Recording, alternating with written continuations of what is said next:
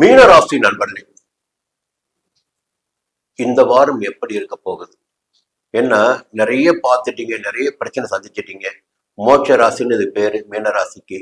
இந்த ராசியில் பிறந்தவர்களுக்கு என்னவெல்லாம் கனவாக இருக்கிறதோ அது நடந்தேறும் என்பது பொதுவான விதி.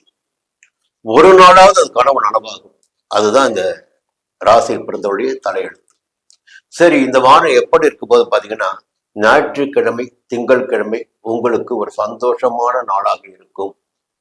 தேவைகள் பூர்த்தியாகும், குடும்பத்தில் நிம்மதி இருக்கும், தாய் வழி உறவுகளின் ஆதரவு கிடைக்கும், தேவையான சந்தோஷமும் நிம்மதியும் உங்களுக்கு இருக்கும். செவ்வாய்க்கிழமை புதன்கிழமை வியாழக்கிழமை காலை வரை பாத்தீங்கன்னா மனசு லேசா குழப்பம் அடையும். சஞ்சலங்கள் கூட சில பேருக்கு ஏற்படும். இதை செய்யலாமா, அதை செய்யலாமா, அவர் எப்படி சொல்றாரு, அதை கேட்டுக்கலாமா, அது நல்ல வழியா தான் இருக்கும். இப்படி சில பேரை நம்புகின்ற நிலை கூட இந்த 5ஆம் இடத்து சந்திரன் ஏற்படுத்தி கொடுப்பார். சிலரை காதல் வயப்படுத்துவார். இது ஒரு பக்கம். வியாழக்கிழமை காலை முதல் வெள்ளிக்கிழமை சனிக்கிழமை மதியம் 6ஆம் இடத்துல சந்திரன். அப்போ உடல் ரீதியாக ஏற்பட்ட பாதிப்புகள் விலக ஆரம்பிக்கும். பிரச்சனைகள், வேலை செய்கின்ற இடத்தில் பிரச்சனைகள், தொழில் செய்கின்ற இடத்தில் பிரச்சனைகள் இருந்தால் அது பிரச்சனைகள் விலக ஆரம்பிக்கும். வழக்கு இருந்தால் வழக்கு ஜெயமாகும், வழக்கு சாதகமாகும். உங்களுக்கு இந்த வியாழக்கிழமை காலை தொடங்கி வெள்ளிக்கிழமை சனிக்கிழமை மதியம் வரை உங்களுக்கு யோகமாக இருக்கும். சனிக்கிழமை மதியது பிறகு குடும்பத்தில் ஒரு சுபிட்சமான உங்களுடைய எதிர்பார்ப்புகள் பூர்த்தி ஆகிடக்கூடிய நிலை இருக்கு. கணவன் மனைவிக்குள் இணக்கமான நிலை இருக்கும், நண்பர்களுக்குள் இணக்கமான நிலை இருக்கும். இந்த வாரம் பொதுவாகவே ஒரு யோகமான வாரமாக தான் இருக்க போகுது. இன்னொரு பக்கம் பாத்தீங்கன்னா, இந்த ஆகஸ்ட் மாதம் 9ஆம் தேதி உங்களுடைய ராசிநாதன் குரு அஸ்தமான நிலை உதயமாகிறார். 5ஆம் இடத்தில் உதயமாகிறார், பூர்வ புண்ணியஸ்தானத்தில். அப்போ இந்த 9ஆம் தேதிக்கு பிறகு உங்களுடைய வாழ்க்கையில் ஒரு திருப்பு முனை ஏற்படும். குருவுடைய பார்வைகள் கிடைப்பது என்பது 9ஆம் இடத்திற்கும் 11ஆம் இடத்திற்கும் ஜென்ம ராசிக்கும். உங்களுடைய செல்வாக்கு அந்தஸ்து எல்லாம் உயர ஆரம்பிக்கும். எதிர்பார்த்த வரவு என்பது இருக்கும், எதிர்பார்த்த சந்தோஷம் கிடைக்கும், தேவையானதை உங்களால் பூர்த்தி செய்து கொள்ள முடியும். பெரியோருடைய ஆதரவும் தெய்வ அருளும் கிடைக்கும்.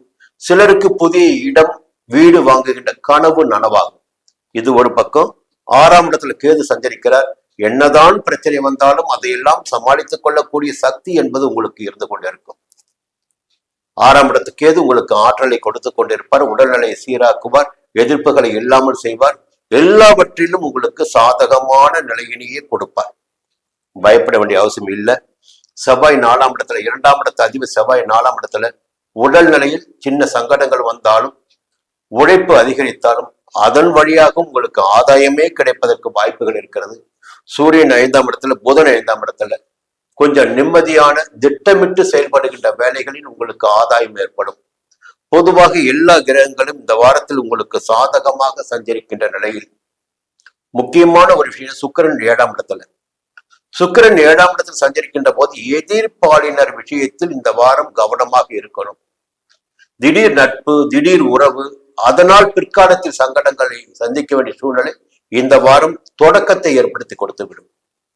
அப்போ ஒரு புதிய காதல், புதிய நட்பு என்பதெல்லாம் இந்த வாரத்தில் ஏற்படுவதற்கு வாய்ப்புகள் இருக்கிறது. அதன் வழியாக நிறைய இழப்புகளையும் சந்திக்க வேண்டிய நிலை சில பேருக்கு ஏற்படும். எச்சரிக்கை என்பது இந்த நேரத்தில் மிக மிக அவசியம். பின் விளைவுகளை சந்தித்து யோசித்து பார்த்து நட்புகளை கூட தேர்வு செய்ய வேண்டும். பொதுவாக குரு பாதுகாப்பார் உங்களை. குரு உங்க ராசியை பார்த்துட்டு இருக்காரு. குரு உங்களை பாதுகாத்து கொண்டிருப்பார். இல்லை என்றாலும் அவருடைய கிரகங்கள், ஒவ்வொரு கிரகமும் பார்த்தீங்கன்னா அந்த வேலை செஞ்சுதான் இருக்கும். குரு உங்களை பாதுகாக்கின்ற தருணத்திலும் சுக்கிரனுடைய வேலை அவருடைய நேரத்தில் அவருடைய வேலை செஞ்சுதான் இருப்பார். இப்போ கொஞ்சம் எதிர்பாலின விஷயமா எச்சரிக்கையா இருங்க, கவனமா இருங்க.